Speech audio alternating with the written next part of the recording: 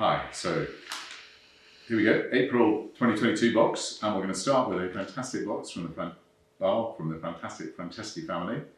And it's a bar with a difference. So the first thing I'm going to talk about is this is not really in the format of a bar.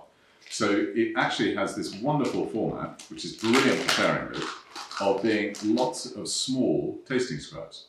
But do not worry, this is still a hugely extravagant sized package where you can easily share it and you can easily control how much you have of fantastic beans from Largo, which is actually quite a large region inside Venezuela.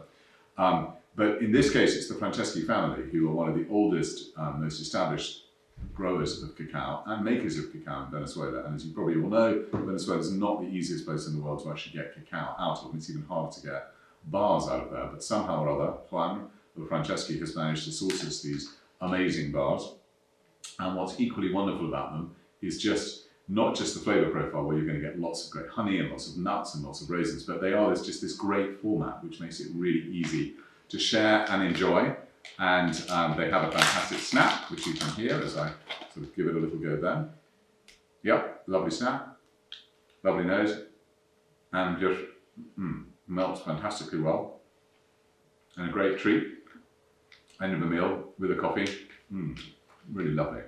Lots of honey, lots of raisins, lots of nuts, almost some coffee coming through there too. But anyway, great format, lovely resealable pouch, and great to have Franceschi back on the site. Another great bar from Joseph Zotter and Julia and the whole Zotter family. For those of you who read some of the earlier emails we wrote about Maya Mountain and Guatemala and all of that wonderful story about how Emily Stone and Uncommon Cacao worked to bring those farmers through. This is another great example of the fantastic bars coming out of that work, but this time not from Belize Maya Mountain, actually from next door in Guatemala. Again, it's the sort of similar sort of origins, similar sort of story. Slightly different flavor profile, slightly more stone fruit, but again, very, very delicious bar, which I strongly envy you all as you enjoy and would love to be sharing it with you, but we can't quite be doing that, but we can let you basically give it a good go. But it's got this lovely sort of berries and some lovely stone fruit, and I sort of get some juiciness from it too, which I really, really enjoyed. Standout's dark milk from Idukki in India. Standout, amazing chocolate makers, Frederick, originally sort of actually more into coffee than into chocolate, and you can see that quite a lot in actually how he describes a lot of his packaging. It's very reminiscent of the way that a coffee roaster will basically describe lots of the different aspects as to how they make it. So you'll basically get from him on his background a little bit about how he knows the beans were fermented, a little bit about how they've been dried, we'll talk a bit about the roast profile. Deliciously milky, creamy bar, 60%, so really you're relying very much on the milk here to be doing the sweetening. The only criticism I would have of this bar, and it's a tiny criticism, is this is actually quite a hard bar to take into a cinema. And the reason for that is that Frederick has been incredibly good about basically the recyclability of the packaging. So this packaging here is actually cellulose. So it may look like plastic, but it actually isn't. It's all biodegradable. But it is sort of quite crunchy. So as you try and open this bar, what you'll discover is that it will make lots of noise. So if you're going to take this bar into the cinema, I strongly recommend that you break it up beforehand and basically put it in one of our storage pouches, because then it's easier to get it out of.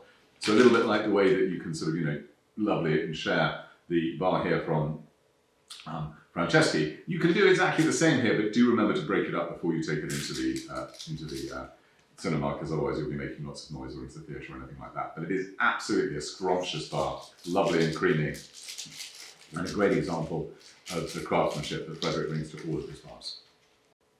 Moka. Interestingly, this is a bar which is not from where Moka started, which is in Cameroon, but this is actually one which they source again from Africa. They source quite a few different bars from Africa. They have a Ugandan, they also have a Tanzanian. This one, the Ghanaian bar, we particularly enjoyed. It actually comes from the cooperative ABOCFA, which you will probably remember from a couple of other makers that we've also got. If you came to the Christy Lysol tasting, she talks a lot about ABOCFA there, and remember that she'll be back with us in a couple of months' time, so do come to one of those tastings. But anyway, let's talk a bit about Jeff Abela and his great team at Moka. If you're in the States, do go and visit them. They do lots of factory tours and other stuff, but it's a really fantastic bar, and it really goes to sort of show why, you know, back in the day, Ghana had this extraordinary reputation for these incredibly chocolatey bars, and ABOCFA produced super high quality beans, which when it's given to lots of different makers, they've really managed to sort of bring out some extraordinary flavor profiles. And I really think that actually this bar from Jeff epitomizes that. It's sort of got these lovely caramelly notes, these lovely sort of dark, vibrant, great length, lovely melt, and just a fantastic bar to enjoy any time of the day. But I love it after a meal. I also think it's fantastic to have with a coffee or with a cup of tea. And it really has those sort of extraordinary sort of bit of dried fruit, but some raisins, but it's really the chocolatey notes. It's sort of like, this is like having chocolate pudding in a bar, just ready to go.